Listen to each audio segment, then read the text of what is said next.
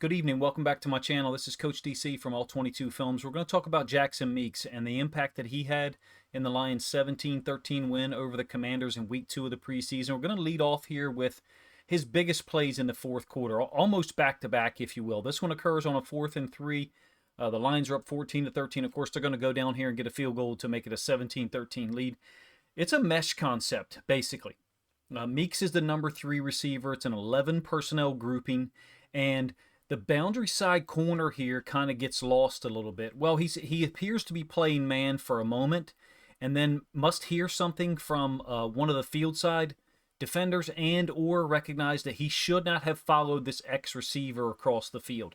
And that's important because once Luke Altmyer breaks contain and gets out here into the boundary, since they've subtracted this boundary side corner from the coverage element, there just aren't enough guys to be able to deal with Jackson Meeks and Luke Altmyer. So it's a 2-on-1 essentially in the Lions' favor. Two of the connections between Altmyer and Meeks occurred as he escaped out to his right. In addition, here's the player who's going to end up defending or have a choice to make.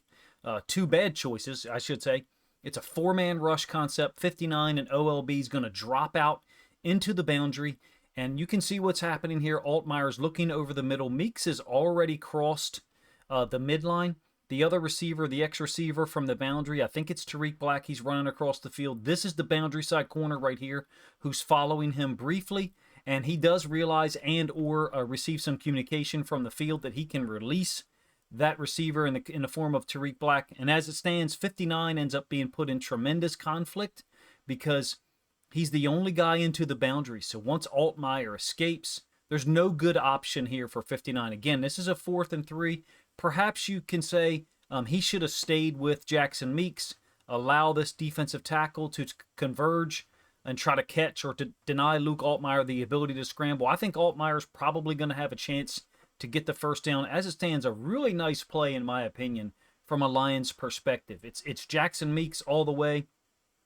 Ability to adjust, number one, and recognize the open field. He actually took a brief look as he approached the boundary and then turned his head to look back to the quarterback. I think he is fully aware once Altmyer escapes that there's only one defender into the boundary. No, he wouldn't have awareness that the boundary side corner vacated or disappeared. I think he just recognized the open space. You're talking about essentially a scramble drill. It's an important play to get 6 yards on mesh, keep Detroit's drive alive.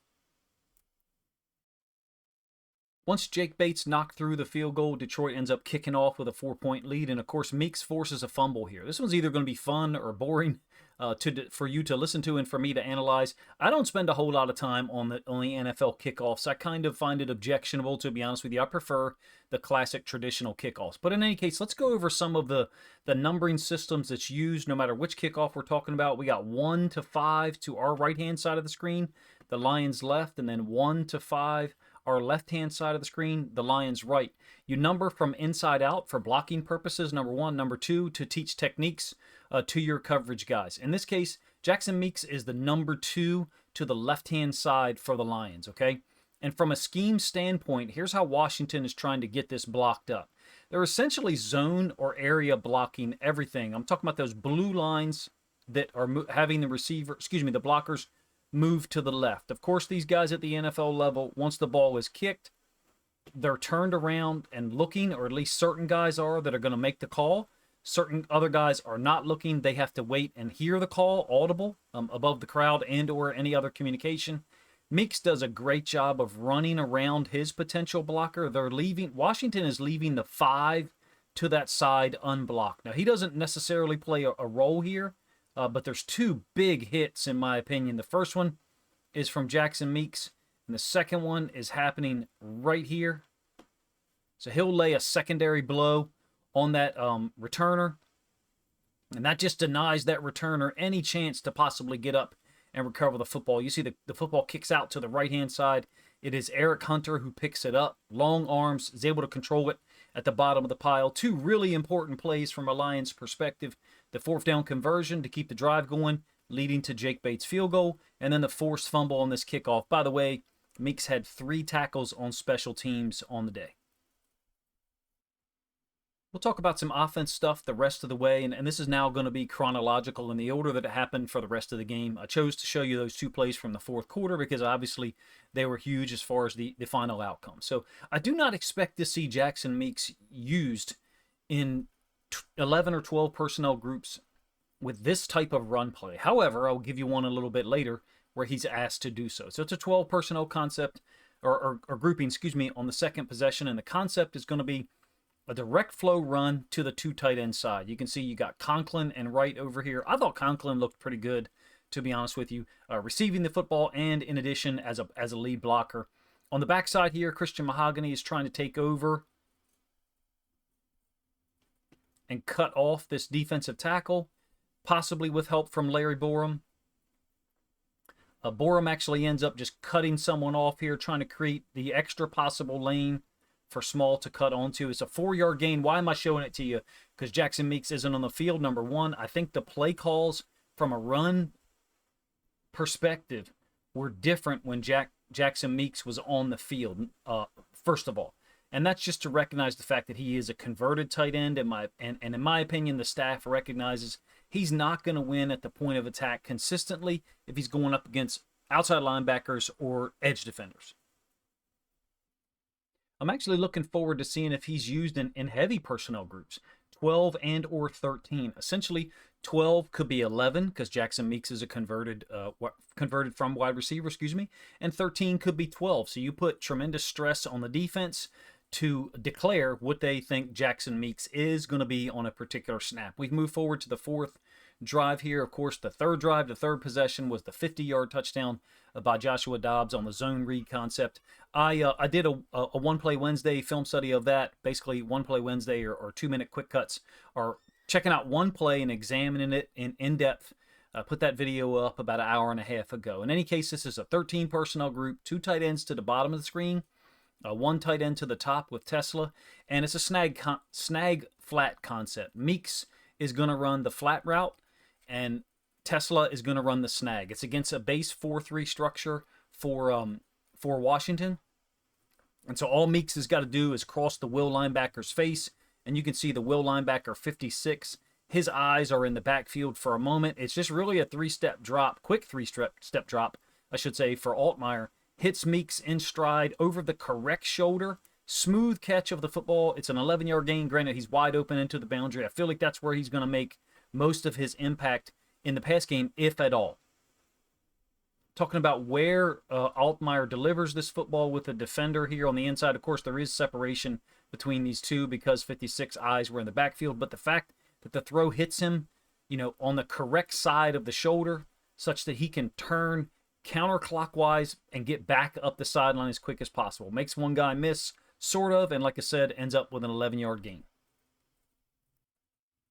Meeks stayed on the field for the very next snap. It is another 12 personnel group. The difference here is that Conklin is lined up as a fullback. Very interested to see how Petzing uses all of the tight ends. But first of all, obviously, hopefully Sam Laporta is completely healthy and ready to go in week 1. Meeks is in pass pro here with 56, who's now lined up as an edge defender. I think Meeks checks 48. Briefly, and then peels out to 56. And look, he gets beat, all right? He's not the only one on this particular play. The entire right side of the offensive line really messes this pass pro up. Altmaier was sacked 3 times on this possession. Again, this is the 4th possession. I'm talking about Sorsdahl checking here, and it looks like to me Sorsdahl is expecting a DB blitz off screen to our left, basically the 9 o'clock position. So he kind of diverts or lets 59 go, expecting perhaps that Miles Frazier is going to be stepping in that same direction, and that's not the case. Miles Frazier is stepping down to help the center with the defensive tackle. Sorsdahl looks like a really poor loss, but in my opinion, he had awareness of this guy here. I don't think Sorsdahl is a tackle, just to be straight up. I think that's pretty obvious from an athleticism standpoint and what he would have to face in pass pro. Jackson Meeks over here really getting rocked back off of his heels. Hands on the inside by 56. Don't think that Jackson Meeks is suited for these pass pro situations unless he's going to have a second tight end and or running back arriving late to potentially help. It probably wouldn't have mattered 59 is going to end up with the sack here anyway, because like I said, Sorsdahl stepped out to the safety blitz off the edge, number 30. 59 gets a free run because the running back also stepped out to 30. Just a real CF all the way around from a pass pro perspective, and Altmaier, took the brunt of it pretty much, that whole possession. Meeks is once again not on the field here, but I wanted to get an opportunity to talk about this play. I mentioned it in the game reaction video Saturday night. It's a third, or Sunday morning, excuse me. It's a 3rd and 9, again, on that 4th possession, and Altmaier's going to convert it, okay? It's going to be to Conklin. Like I said, Jackson Meeks is not on the field, so that's interesting. It's an 11 personnel group pass situation, and he's not out there. It's a mesh concept. So Tesla is the X receiver to the boundary, to the top side of our screen, and his route is illustrated by that blue line. Conklin by the orange line. I think Conklin's supposed to go over the top.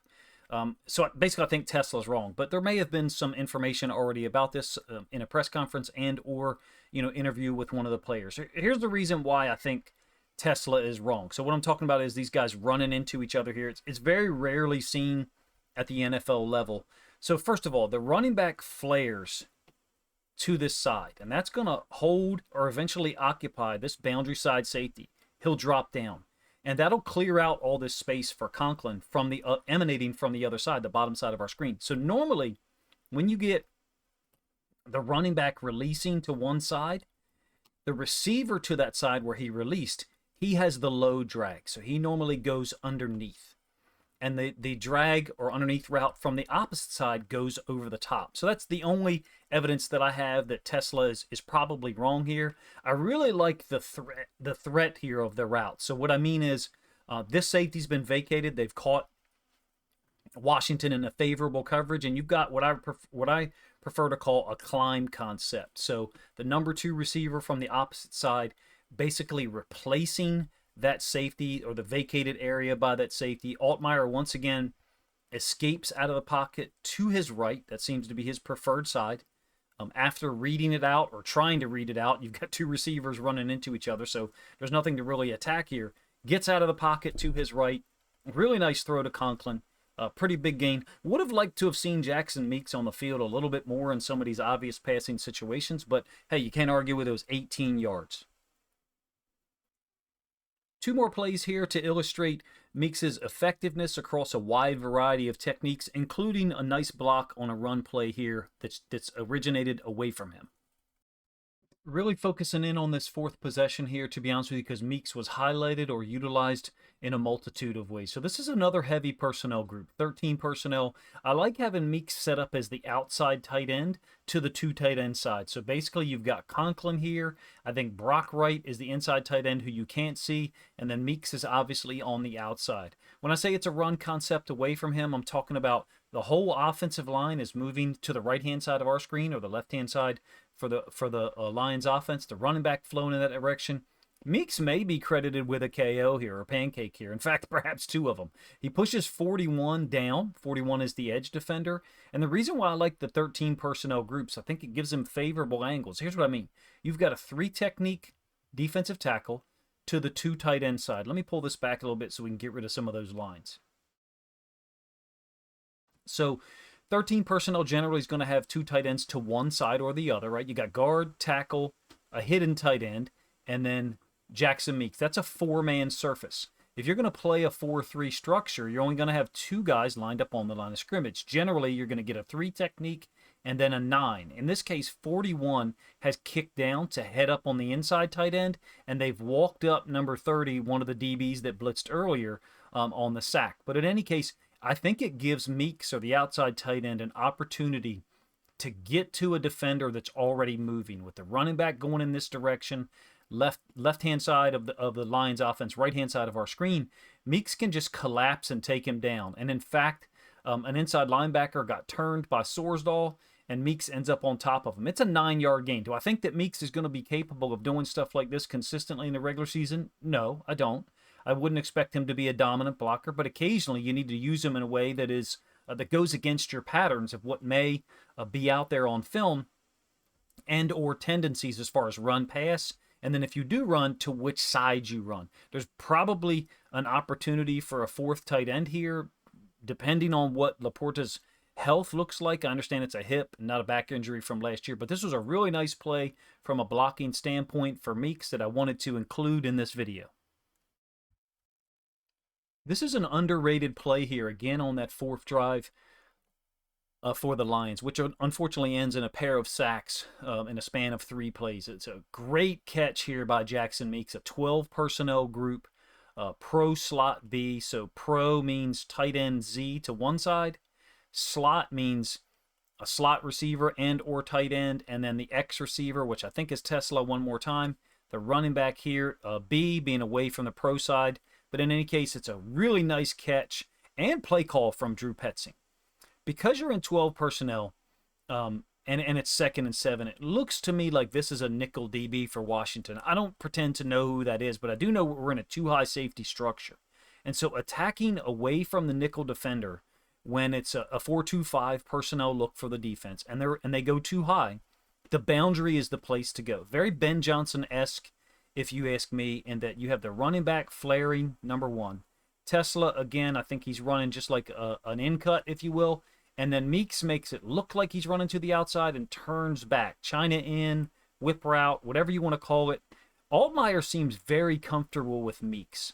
I didn't notice as many targets coming from Dobbs in week 1 and or week 2 here against Washington. I think this is a brilliant catch. And you know, live time, I wasn't sure that it actually was a catch. I still am not completely sure. I know it wasn't overturned, nor was it challenged, but give Meeks credit for coming out of his route, threatening the boundary. You can see the 2-on-1 that's been created here with this Will linebacker. What does he choose? In this case, he takes the high side route. Jackson Meeks, only a 6-yard gain, but the difference between 3rd and 7 and 3rd and 1 is huge in the NFL. I love that play. Again, I recognize that it's only a 6-yard gain, but very underrated, if you ask me. Gives us an idea of how Meeks theoretically could be used if he had to step on the field in a regular season game.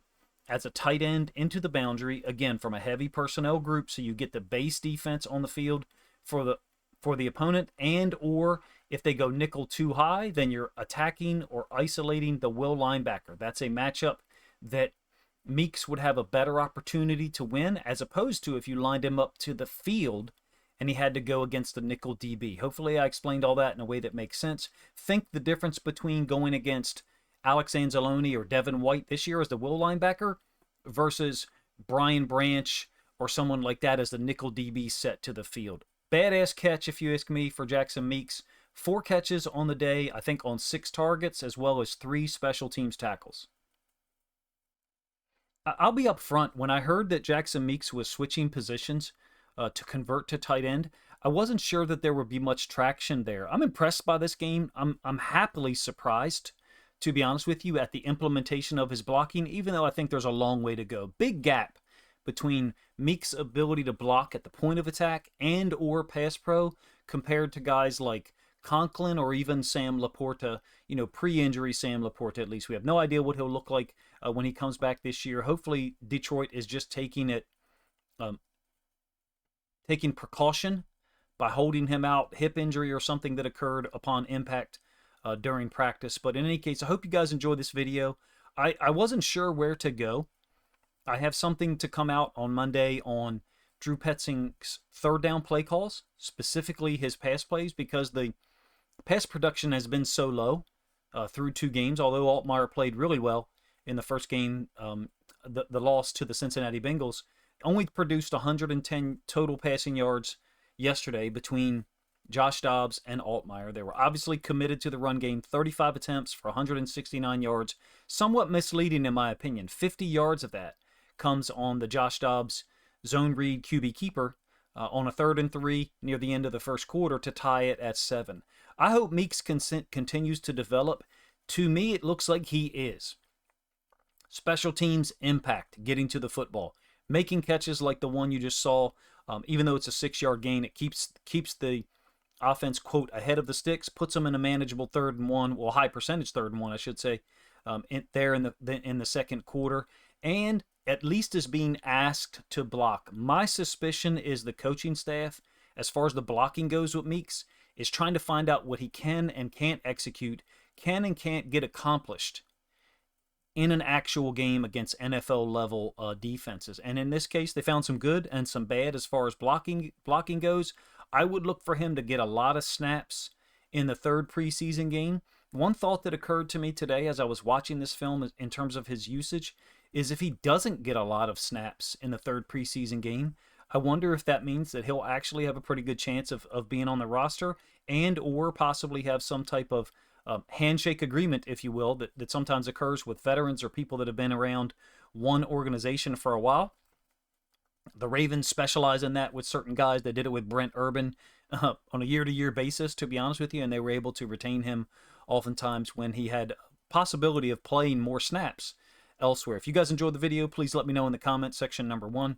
Number two, if you think other Lions fans would like to hear what I have to say about Jackson Meeks, a wide variety of plays that he was used on, albeit two of the snaps here that I showed you, he wasn't actually on the field. If you think other Lions fans would enjoy it and like to see the plays that I used to illustrate my points, then please consider grabbing a link to this video to share it out on social media so other Lions fans can enjoy it as well. Appreciate you guys' time.